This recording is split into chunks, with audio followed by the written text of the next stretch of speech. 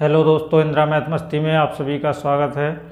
तो अपनी चर्चा पिछले संडे को यानी कि संडे टू संडे हिंदी पर होती थी। आज से अपन दोस्तों हिंदी को यहीं से एंड करते हैं, क्योंकि मैंने साहित्य को स्टार्ट किया था और साहित्य को पढ़ रहे थे। उसमें से आपने दोस्तों उसमें रुचि नहीं दिखाई, तो इस वजह से मुझे क्लास को वहीं से बंद करना पड़ा। यदि आप चाहेंगे तो उस क्लास को पुनः आगे बढ़ाएंगे, उसकी अपन 4-6 क्लास और लेते, इसके बाद हिंदी को ही फिनिश कर देते। तो आज से जो अपना हर संडे टू संडे जो सब्जेक्ट रहेगा, आज से दोस्तों अपन साइंस को पढ़ने का प्रयास करेंगे, यानी कि साइंस को बहुत ही अच्छी तरीके से कवर करते हुए पढ़ेंगे। फिर इसके बाद साइंस को पढ़ने के बाद कोई नया सब्जेक्ट स्टार्ट करेंगे, तो इसमें भी दोस्तों हम किसी भी टॉपिक को नहीं छोड़ेंगे, भले ही वो टॉपिक थोड़ा सा दोस्तों बड़ा हो सकता है। और ये विभिन्न प्रतियोगिता परीक्षाओं में पूछा जाता है, तो सभी परीक्षाओं को देखते हुए कवर करते हुए, और मोस्टली ज़्यादातर दोस्तों शिक्षक भर्ती जो परीक्षाएं होती हैं उसमें जो साइंस से क्वेश्चन पूछे जाते हैं, तो वो उम्मीद रहेगी कि वो इसी क्लास से क्वेश्चन आ जाएंगे। इस क्लास से दोस्तों क्वेश्चन बाहर नहीं जाएगा, तो अपन सब प्रकार के क्वेश्चनों को कवर करते हुए चलेंगे। तो आज अपन दोस्तों साइंस के सिलेबस के ऊपर डिस्कस करेंगे, ना कि किसी टॉपिक के ऊपर। तो बहुत ही छोटी सी क्लास होगी आज की, हो सकता है 5 या 10 मिनट से ज़्यादा क्लास नहीं होगी। दोस्तों अपन क्या पढ़ेंगे, साइंस, और इसमें भी मैं बता दूं इसमें से हम कौन कौन से टॉपिक पढ़ने वाले हैं, यानी कि अपन सिलेबस के बारे में डिस्कस करेंगे, पाठ्यक्रम के बारे में। कहीं दोस्तों यदि इंग्लिश का कोई वर्ड अशुद्ध लग जाता है तो उसको आप इग्नोर करते हुए चलेंगे, क्योंकि हम यहाँ पर इंग्लिश नहीं पढ़ रहे हैं। मैं ज़्यादातर शब्दावलियाँ हिंदी में बताऊँगा, और जिसकी इंग्लिश बताने लायक होगी तो मैं दोस्तों उसको भी बताने का पूरा प्रयास करूँगा कि इंग्लिश में इसको क्या बोला जाता है। तो अपनी जो शुरुआत होगी वो सबसे पहले भौतिक विज्ञान से ही करेंगे, क्योंकि 3 पार्टों में पढ़ा जाता है। तो सबसे पहले अपन इसमें पहला टॉपिक जो रहेगा वो आधारभूत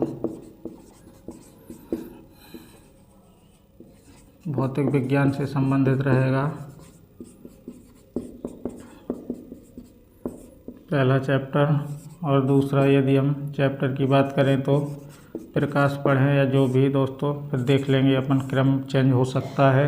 तीसरा चैप्टर गति एवं बल से संबंधित रहेगा। चौथा ऊर्जा रहेगी। और 5वें चैप्टर में हम ध्वनि को भी पढ़ेंगे, साउंड को।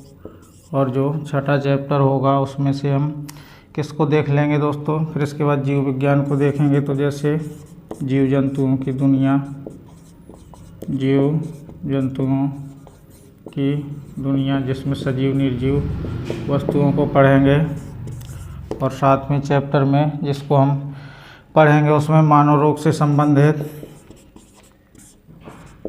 चैप्टर को देखेंगे कि मानव में कौन कौन से रोग होते हैं, तो इन सभी को कवर करेंगे। फिर इसके बाद 8वें नंबर पे जो हम चैप्टर पढ़ेंगे वो मानव परिसंचरण तंत्र पढ़ लेंगे। यहीं पे लिख दूंगा मैं, मानव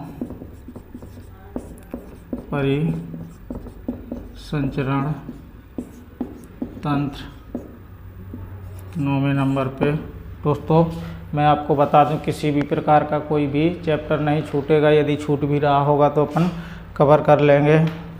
पाचन तंत्र और क्या दोस्तों, श्वसन तंत्र के बारे में भी देख लेंगे।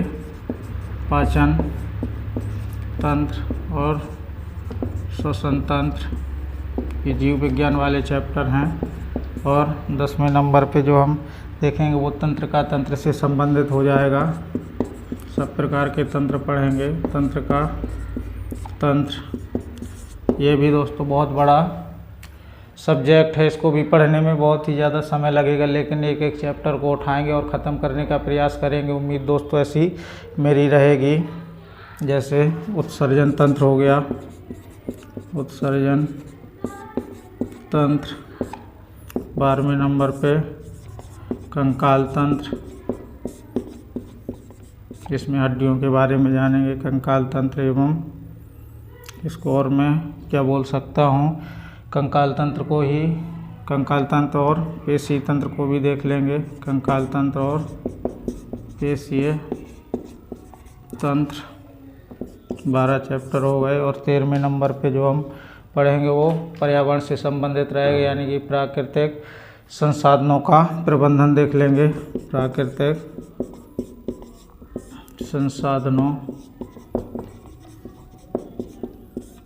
संसाधनों का प्रबंधन, ये पर्यावरण से संबंधित चैप्टर रहेगा। और 14 नंबर पे जो हम देखेंगे वो पर्यावरण संरक्षण रहेगा। पर्यावरण संरक्षण, इसमें पर्यावरण को भी थोड़ा थोड़ा देखते हुए चलेंगे। तो दोस्तों 14 चैप्टर हो गए। फिर इसके बाद हम केमिस्ट्री को भी पढ़ने का प्रयास करेंगे। जैसे यहीं पे लिख दूँ दोस्तों, 15वां चैप्टर जो अपना रहेगा वो क्या हो जाएगा। अब यहाँ से केमिस्ट्री का चैप्टर शुरू हो जाएगा, तो पदार्थ को देख लेंगे। पदार्थ की अवस्थाएं भी पढ़ेंगे, सब प्रकार के, वही ठोस, द्रव, गैस, इसके बारे में जानकारी लेते हुए अम्ल, क्षार एवं लवण, इसमें क्या हो जाएगा, अम्ल, क्षार एवं लवण से संबंधित चैप्टर रहेगा। और 17वां जो चैप्टर रहेगा उसमें अपन क्या देख लेंगे, धातु, अधातु हो जाएगा जो, या दोस्तों कार्बन एवं उसके तत्व भी लिख सकते हैं, इसको भी देख लेंगे, कार्बन एवं उसके तत्व।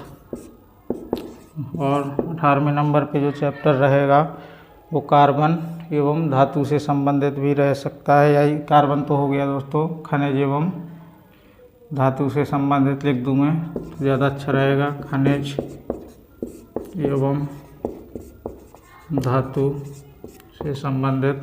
तो इस प्रकार से दोस्तों 18 या 20 सब्जेक्ट चैप्टर हो गए। तो 18 या 20 सब्जेक्ट चैप्टरों को बहुत ही अच्छी तरीके से कवर करते हुए चलेंगे। कोई दोस्तों चैप्टर छोटा होगा तो कोई बड़ा होगा, कोई 1 घंटे का जाएगा, कोई 2 घंटे, कोई 5 से 7, 8 घंटे तक का जा सकता है। तो पूरा दोस्तों टोटल अपन 75 से 80 घंटा तक इसको पढ़ने वाले हैं। तो ये किस किस एग्ज़ाम के लिए हेल्पफुल होगा तो मैंने आपको बताया। जैसे यूपी टेट हो गया, और अपना एस टेट हो गया, सुपर टेट, और रीट हो गई, रीट का एग्ज़ाम हो गया, यानी कि सभी शिक्षक भर्ती से संबंधित। और ये भी दोस्तों सभी शिक्षक भर्ती तो बोल ही सकते हैं। और जहाँ भी दोस्तों साइंस आती है, यानी कि जहाँ पर साइंस पूछी जाती है वहाँ सभी पर ये चैप्टर काम में आएंगे। लेकिन दोस्तों आपको अपने सिलेबस के बारे में जानना पड़ेगा कि हमारे सिलेबस में कौन कौन से चैप्टर हैं, तो आप उन्हीं चैप्टर को पढ़िए। मैं तो दोस्तों पूरी साइंस को यहाँ पर पढ़ाने वाला हूँ। और यदि दोस्तों इसमें कुछ चैप्टर भी छूट रहे होंगे तो उनको भी अपन कवर कर लेंगे, किसी भी प्रकार का चैप्टर नहीं छूटेगा। इसके बाद दोस्तों जब अपनी अगली संडे को क्लास होगी तो संडे टू संडे एक एक चैप्टर को उठाएंगे। हो सकता है कि मैं पहला चैप्टर उठाऊँ, आधारभूत भौतिक विज्ञान, तो इसको भी ख़त्म दोस्तों करने का प्रयास रहेगा। भले ही दोस्तों यदि अपने आप में कुछ ज़्यादा बड़ा ही चैप्टर होगा तो उसको 2 से 3 पार्ट में कवर करेंगे, या दोस्तों फिर इसके बाद प्रकाश को भी उठा सकते हैं, गति एवं बल को। तो अपना जो अपनी क्लास होगी अब इसके बाद तो सबसे पहले दोस्तों भौतिक विज्ञान से स्टार्ट करेंगे, तो फिजिक्स से स्टार्ट करेंगे, फिर इसके बाद जीव को पढ़ेंगे, फिर इसके बाद रसायन विज्ञान को भी पढ़ने का पूरा प्रयास रहेगा। तो दोस्तों आप अपने दोस्तों में ज़्यादा से ज़्यादा इन क्लासों को शेयर कर देना और बता देना कि अब साइंस की भी क्लास स्टार्ट हो चुकी है, जो कि आपको हर संडे को साइंस की क्लास भी मिलेगी। तो दोस्तों आज हम इतना ही जानेंगे, यानी कि सिलेबस के बारे में हमने डिस्कस किया। तो आज के लिए इतना ही, धन्यवाद।